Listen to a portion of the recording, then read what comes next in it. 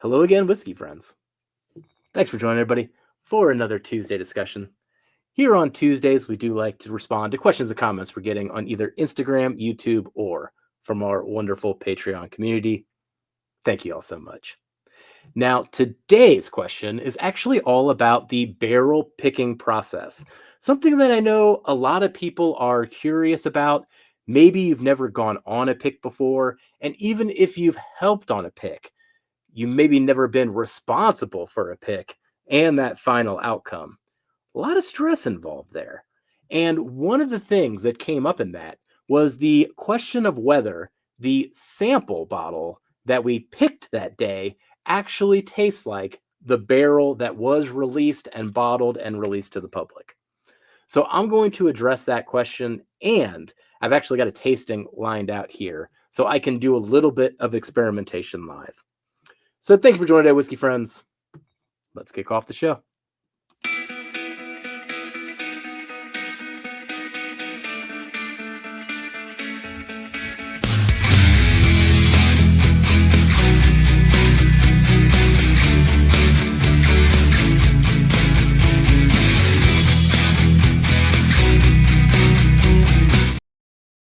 All right. I've actually got two comparisons laid out in front of me, but as I was cleaning my basement over this last weekend, I actually found the last remnants of the original Blue Note sample and the last remnants of what became the Boot Clapper Rye from Backbone.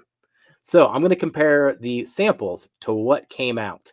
And we're going to talk about that because I know they're much different and I just can't wait to experience that again. So, one of the things that you got to keep in mind is that every distillery that you do a pick with has their own process.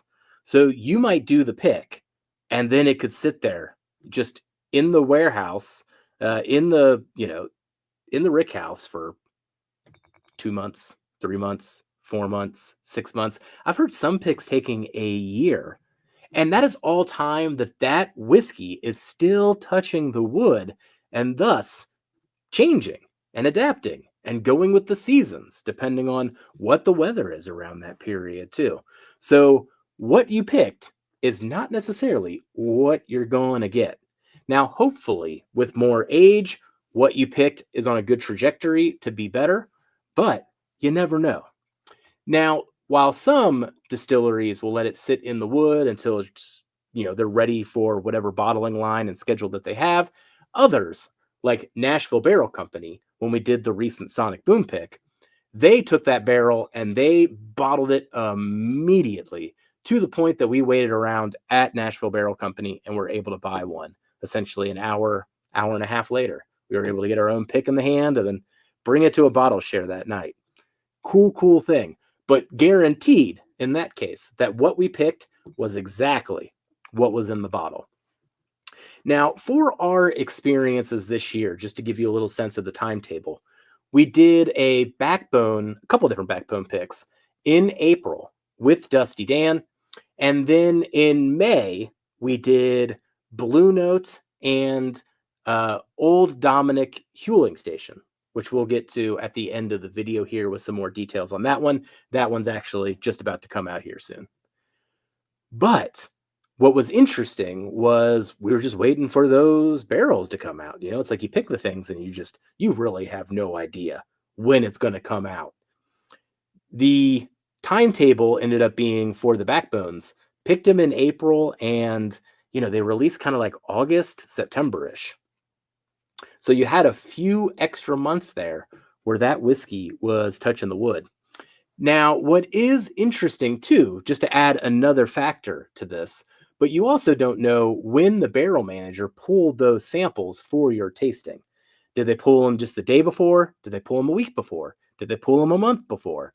So there's another variable on top of that release schedule that I just mentioned that could alter potentially what the pick tasted like versus what the final product tastes like. So what I'm going to go over first real quick here is going to be our Blue Note pick. So if you have this pick, you'll hear my words and you already have a sense of this whiskey, but I will try to articulate what this whiskey tastes like and what happened to it with just a few extra months. And then the other one that I'll go through is the Bone Snapper Rye. Now, in each case on these, essentially, they got richer and fuller of flavor, and the finish is improved and like noticeably improved. We scrutinize over this kind of stuff and all these little details.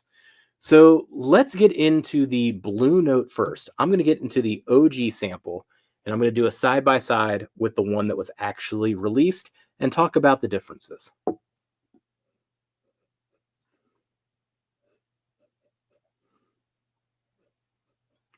Now, on the nose, not too much of a difference, though I will say the flavors are more pronounced on the bottle that actually came out versus the sample that we had. But in general, the flavor profile is very similar, which I equate to key lime pie or some type of lime cheesecake. But the lime isn't like over the top lime, subtle lime that comes through there. Now, other people get wheatgrass, like you're doing a wheatgrass shot followed by an orange. I've also heard fresh moss, like a refreshing mossy smell, like the a morning dew, which would be something more Scotch related to my mind than bourbon related. But this is a very off-profile barrel, which is why we loved it in the first place.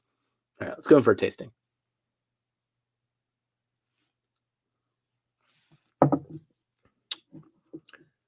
So the OG bottle, it has the flavors that I'm expecting, but they are sweeter across the board.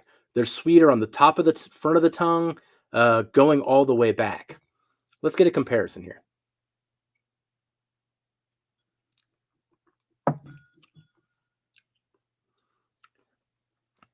The one that actually came out is a little less sweet, but it's also richer and fuller and provides a better mouthfeel and a better finish all the way through.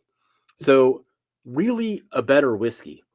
Now, the other experiment I had, because, I just wondered why this got more dense and contracted when it came out.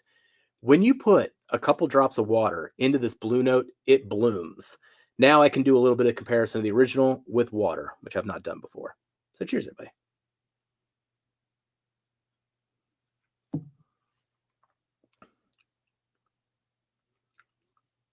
Ah, lovely. The water is the best way. That's the best pour of the three. Few drops of water. What is interesting, though, is that is more similar to the original bottle. So something in those extra months in the wood caused this thing to just contract a little bit. Maybe it lost some water during that time, during the summer months in the heat. But something changed from the time that we picked it to the time that it was released, luckily for us, for the better. If it's going to get richer, that's going to be a great thing. Same thing, I think, is going to happen on this Blue Note. Not the Blue Note, the Bone Snapper Rye. So this is the Boot Clapper Rye here that we did with Dusty Dan in April as well. And even though we picked these, essentially 6 weeks apart, they ended up coming out at the same time. So I've got the Double Oaked Rye original and the Double Oaked Rye that was released to the public. Cheers, everybody.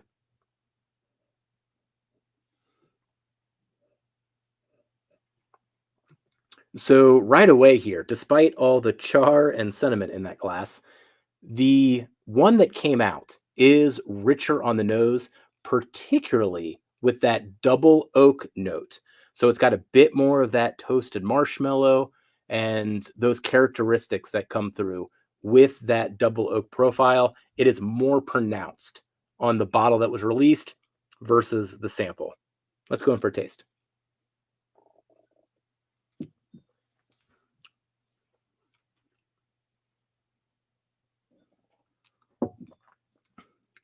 Oh, geez. That's not even close. Oh, that's really good. I love that rye. So, geez. So the original, the flavors are essentially the same. It's almost a lemon bar, but with some other fruits going on. So I always described it more as a blueberry lemon bar, as if you kind of mix those two together on the inside of a lemon bar. But again, that double oak, gosh, even the viscosity on the glass, the oils on the glass between the two aren't even close. The one that was actually released is richer, fuller, denser, and with that came with a better mouthfeel, more amplified flavors, and a better finish. Whew, freaks me out though. Doing picks and just knowing you're going to get that much variability on it, especially if you do any flavor notes off the sample. It's like, well, that just sounds like a waste of time. You should wait till the final product, depending on how quickly it can come out. So hopefully that answers the question that I got there. Does the whiskey change from the sample to the bottle that officially comes out? And the answer could be yes. Just depends how long that whiskey is touching wood in between that period, or if it was vatted, or if it was bottled right away.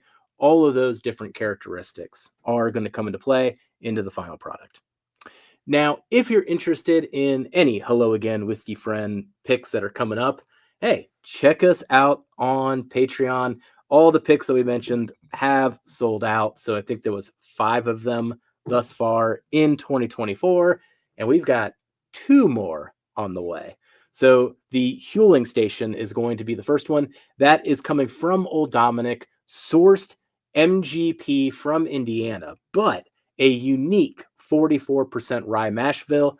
And since we picked that one back in May and it's just now coming out, it got a few extra months there. I can't wait to try that one. If that one got richer and fuller and more intense and all those different things, we're in for a treat. Can't wait to try it. And I think I'll be trying it here next week after recording. So anticipation. But keep eye out for news on that. We'll be posting about that release. And coming up in probably December-ish, we'll have a Hard Truth rye coming out as well. So we got 2 barrel picks left, and we will see how those net out for the final products. So thank you for joining today, Whiskey Friends. If you got any questions or comments inspired by this video or any of the others, leave them in the comments. I try to keep a catalog and go through them as quick as I can. So thank you, everybody. We'll catch you on the next Tuesday discussion. Goodbye, Whiskey Friends.